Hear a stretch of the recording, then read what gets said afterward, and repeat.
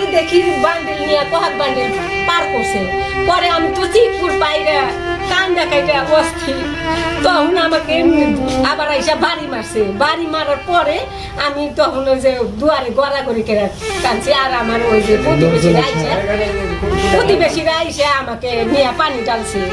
ডালছে কি এত শিগগিরি আবার যায় থানায় অভিযোগ দিয়েছে, কেস করছে। কই রাইলাম তোর নামে কেস। এইরকম ভাবে সবাইকে পাড়ার ভিতরে সবাইকে জ্বালা। সিরাজগঞ্জের বেলকুচিতে ব্যক্তি মালিকানাধীন বসত বাড়ির ভিতর দিয়ে জোরপূর্বক রাস্তা নির্মাণের চেষ্টার অভিযোগ উঠেছে প্রতিবেশী আজহার আলী ৫৫ ও জাফর আলী ৫০ বিরুদ্ধে। বসত বাড়ির ভিতরের জায়গার দখল করাকে কেন্দ্র করে বৃদ্ধের বাড়িঘরের হামলার ঘটনা ঘটেছে। উভয় গাড়ামাসি দক্ষিণপাড়া গ্রামের মৃত হাবিবুর রহমান ওরফে কুটুর ছেলে। আতঙ্কে দিন পার করছে বৃদ্ধের পরিবার। গত শুক্রবার সন্ধ্যায় উপজেলার গাড়ামাসি দক্ষিণপাড়া গ্রামে এ ঘটনা ঘটে। এ বিষয়ে দুপক্ষে বেলকুচি থানায় লিখিত অভিযোগ দায় করেছেন। অভিযোগ সূত্রে জানা যায়, হজরত আলীর বসতবাড়ির ভিতর দিয়ে জোরপূর্বক রাস্তা নেওয়ার জন্য দীর্ঘদিন যাবৎ চেষ্টা করছেন। হজরত আলী তার বসতবাড়ির ভিতর দিয়ে রাস্তা দিতে না চাইলে জাফর আলী বিভিন্ন সময় ভয়ভীতি মারপিট করে আসছে।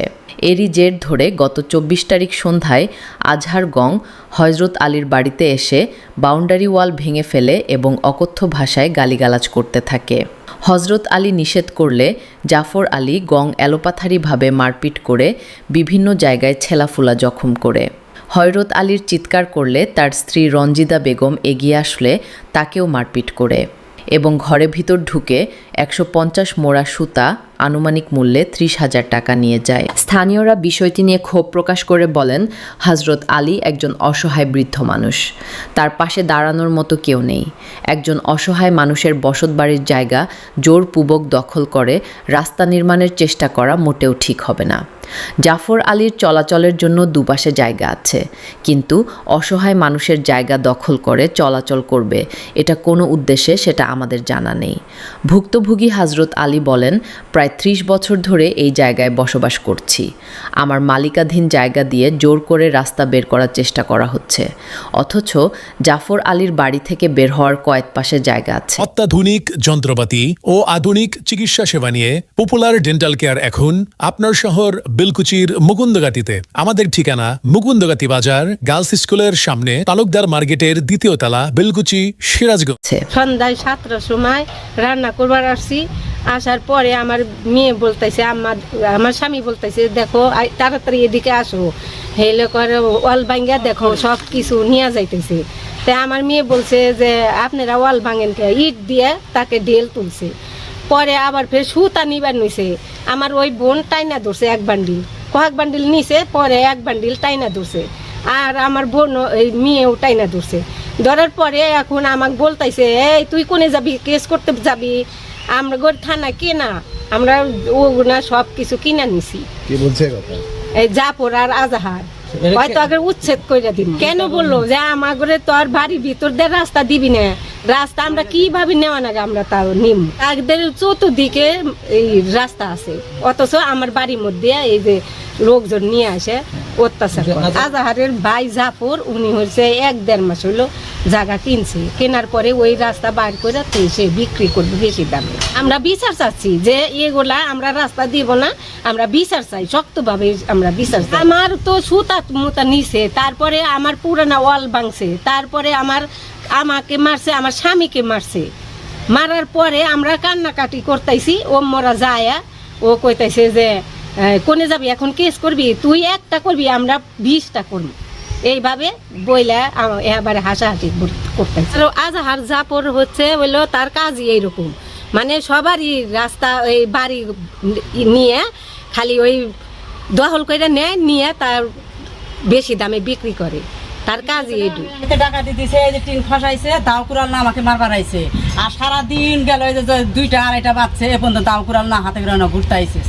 আমার অসহায় বোন 25 বছর ধরে বাড়ি নইছে, এখন বাড়ির ভিতর দেহরা মানসিক করে রাস্তা চাই দেয় না। কালকে লোকজন নিয়ে এসে বাড়ি রল বাইকা বাড়ির ভিতরে ঢুকে চুরি চামারিকা ডাকাতি দেয়, অনেক কিছু নিয়ে গেছে, তার সাথে পড়া সুতা নাচার কাজ করে হেগনা নিয়ে গেছে।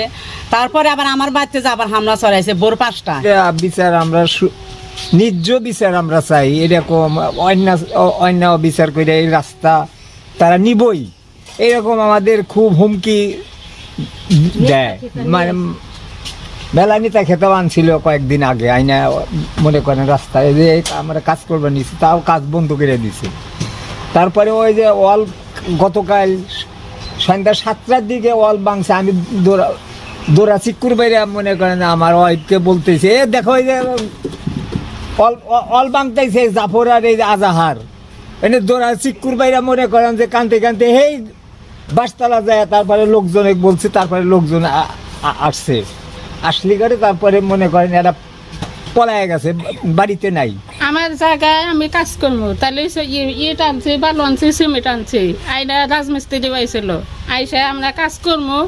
তাহলে ওই যে আজাহার আর ওই যে এই জাফর গেছে আটে, তাহলে হ্যাগর জানাইছে যে এরা 2 যাওয়াইছিল, এখানে কাজ করা হারবেন না। হ্যাগর কি বলছেন যে আমরা কাজ করবো, একটু থাকেন। আমরা বলি নাই, আমার জায়গায় আমি করবো, আমি তাহলে হেরা ঠেক দেবো কে? পরে আবার এই জায়গায় পরে এরা করবার নিছে, এখন আবার ঠেক দিছে। তিন স্টোর অ্যান্ড ফুল ঘর, এখানে সকল প্রকার ফুল সহ দেশি বিদেশি কসমেটিক্স পাওয়া যায়। SM সুপারমার্কেট, মুকুন্দগাতি বাজার, বেলকুচি, সিরাজগঞ্জ। প্রোপাইটার আব্দুল মতিন।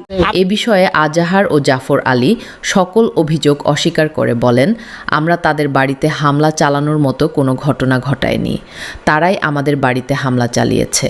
আমরা কোনো জোরপূর্বক রাস্তার জন্য জায়গা নিচ্ছি না, ওখানে অল্প একটু জায়গা আছে, ওই জায়গাটুকু ছেড়ে দিলে কোনো মতে চলাচল করা যাবে। এ বিষয়ে বেলকুচি থানার ভারপ্রাপ্ত কর্মকর্তা ওসি ইমাম জাফর বলেন, এ ব্যাপারে দুপক্ষের অভিযোগ পেয়েছি, ঘটনাস্থলে পুলিশ পাঠানো হয়েছিল, বিষয়টি তদন্ত সাপেক্ষে প্রয়োজনীয় ব্যবস্থা নেওয়া হবে।